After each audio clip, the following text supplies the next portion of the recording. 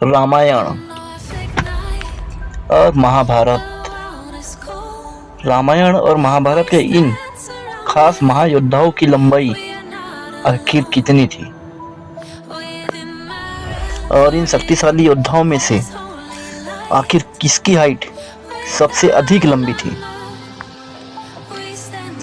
Video में आगे बढ़ने से पहले साथियों, मेरे इस YouTube चैनल को सब्सक्राइब कीजिए, वीडियो को लाइक कीजिए, शेयर कीजिए और कमेंट्स में जय श्री राम लिखिए। जय श्री राम साथियों। हमारे प्राचीन शास्त्रों में 4 युगों का वर्णन मिलता है, जिसमें सतयुग, त्रेता युग, द्वापर युग और कलयुग। ऐसा कहा और माना जाता है कि सतयुग 16,28,000 वर्षों तक का था। सतयुग में हर एक व्यक्ति 1,00,000 वर्ष तक जी सकता था और अपनी इच्छा के अनुसार ही मर भी सकता था। वहीं त्रेता युग 12,56,000 वर्षों तक का था, जहां लोगों की उम्र 10,000 वर्षों तक की होती थी।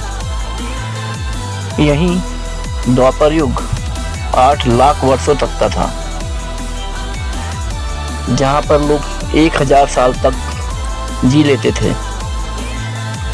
और हम जिस युग में जी रहे हैं एक कलयुग है और इसकी अवधि 4,32,000 वर्षों तक की है। और इस युग में सभी लोगों का 100 साल तक जीना भी मुश्किल माना जाता है। आज इस कलयुग में 6 फीट से ज़्यादा जिसकी हाइट होती है उसे बहुत लंबा मान लिया जाता है। पर क्या सभी युगों के मनुष्य की लंबाई इतनी ही थी? नहीं, परंतु पिछले युगों में लोगों की लंबाई कितनी थी, मनुष्य की लंबाई कितनी थी, अब हम आपको बताते हैं। और अलग अलग ग्रंथों में इसका हमें विवरण भी मिलता है। माना जाता है कि सतयुग में लोगों की लंबाई 32 फीट तक हो सकती थी। वही त्रेता युग में मनुष्य की लंबाई 21 फीट तक हो सकती थी और द्वापर युग में 11 फीट तक लंबे हो सकते थे इंसान। और कलयुग में एक सामान्य इंसान की हाइट 5.5 फुट तक तो मान ही जाती है। जैसे जैसे युग बीतते जाते हैं वैसे वैसे लोगों की लंबाई और उम्र कम होती जा रही है।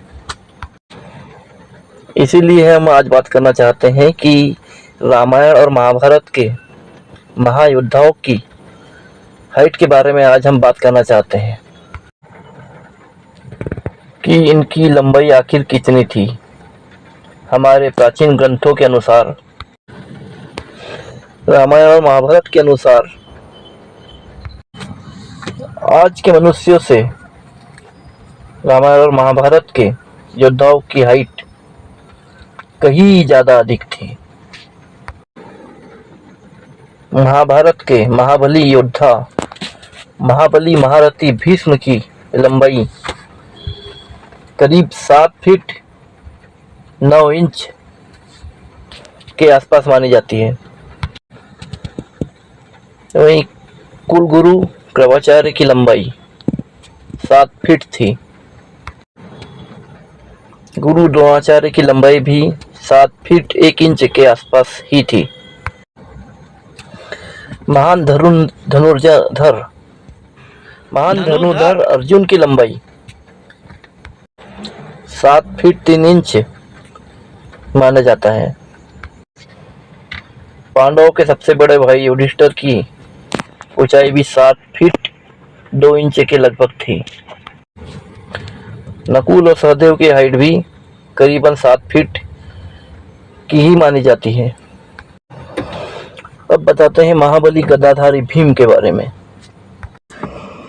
भीम में 10,000 हाथियों का बल था और गदाधारी भीम की हाइट 8 फीट 9 इंच थी। महाबली भीम के गदे का भार ही 10 हाथियों के बराबर था। महाभारत के मुख्य खलनायक दुर्योधन की लंबाई भी 8 फीट 5 इंच की थी। महारथी कर्ण की लंबाई भी 7 फीट 3 इंच के आसपास थी। भगवान श्री कृष्ण की लंबाई भी 7 फीट 3 इंच के लगभग बताई जाती है। ये तो थी महाभारत के पात्रों की लंबाई। अब हम बात करेंगे रामायण के योद्धाओं की लंबाई के बारे में, जिसे सुनकर आप दंग रह जाएंगे। और रामायण काल महाभारत काल से भी कई अधिक पुराना था, पौराणिक और पुराना है। रामायण काल के राक्षस राज रावण की लंबाई करीब 18.5 फीट की थी। रावण के मंझले भाई कुंभकर्ण की हाइट 60 फीट से भी अधिक थी और ये रामायण काल के सबसे बड़े महाबली योद्धाओं में से योद्धा राक्षस में से एक थे।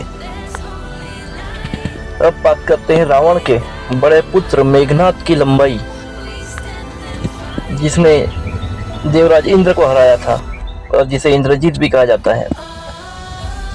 मेघनाद की लंबाई 12.5 फीट थी। अब बात करते हैं हम रामायण काल के सबसे पूजनीय प्रभु श्री राम के बारे में। प्रभु श्री राम की हाइट करीबन 10.5 फुट की थी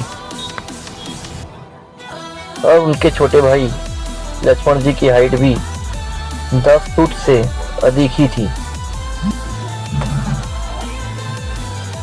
अब हम बात करते हैं पवनपुत्र महाबली हनुमान जी की लंबाई की। हनुमान जी कभी भी समय के अनुसार अपने आकार को छोटा या बड़ा कर सकते थे, इसलिए प्रभु श्री हनुमान जी की हाइट का अंदाजा लगा पाना किसी के लिए भी संभव नहीं है। अब हम बात करते हैं वानर राज बाली की हाइट के बारे में। बाली की हाइट भी रावण की जितनी ही थी। बाली की हाइट 18 फीट की थी। यही बात करते हैं हम बाली के छोटे भाई सुग्रीव की हाइट 15 फीट की थी। बाली के पुत्र अंगद की लंबाई भी 12 फीट की थी। अब हम बात करते हैं रामायण और महाभारत दोनों में अपनी भूमिका निभाने वाले प्रभु श्री परशुराम जी की, जो कलयुग में भी हैं। परशुराम जी की हाइट 12.5 फुट से भी अधिक थी। तो ये थी रामायण और महाभारत काल के सभी बलिष्ठ महायोद्धाओं की लंबाई। फिर भी अगर आपको कुछ लगता है कि किसकी लंबाई अधिक या कम होनी चाहिए थी, तो हमें कमेंट्स करके जरूर बताएं। वीडियो को देखने और सुनने के लिए धन्यवाद। जय श्री राम।